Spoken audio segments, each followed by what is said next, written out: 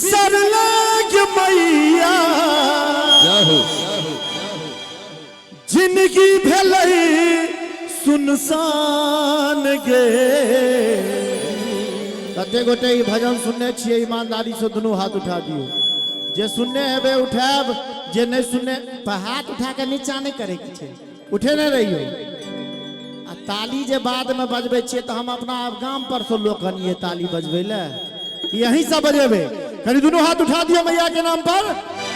जोगे मैया की केले, जोगे मैया की केले, हमरा बना दिल आन गे।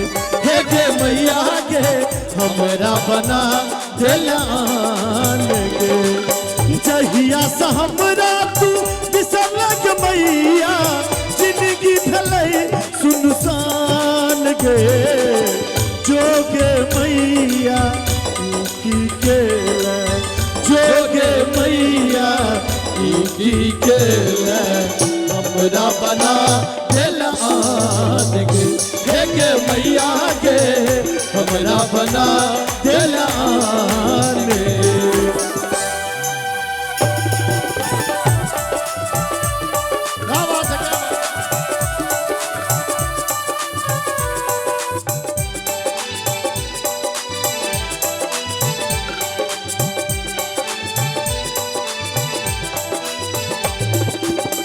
जहिना शरीरी प्राण बिना माँ, तहिना जीवन तोहर बिना माँ।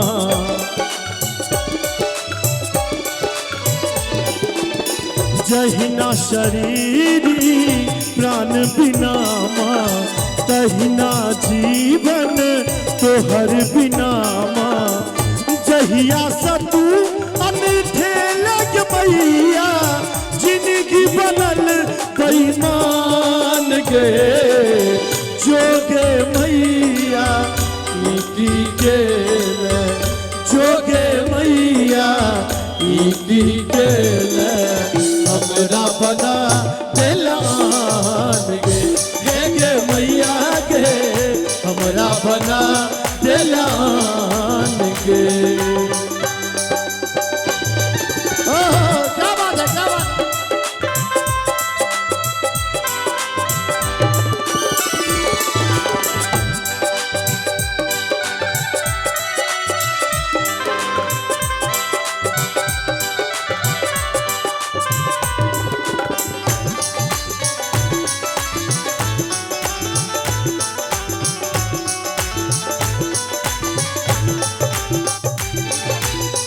जहिना कोयल कूक बिना माँ, माधवक जीवन तोहर बिना माँ।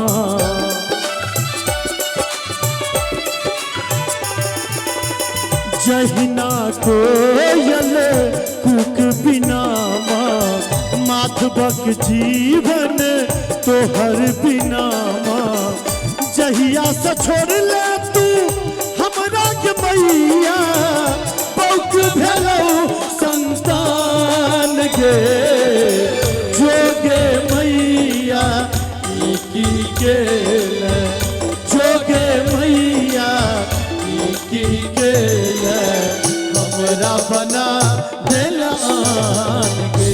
हे गे मैया गे हमरा बना दिल आन गे। जहिया से हमरा तू बिसरलक मैया जिंदगी भेलै सुनसान गे। जोगे मैया की केले, जोगे मैया की केले। एक बार माँ चामुंडा के नाम पर दोनों हाथ उठा दियो तो सब गुटे।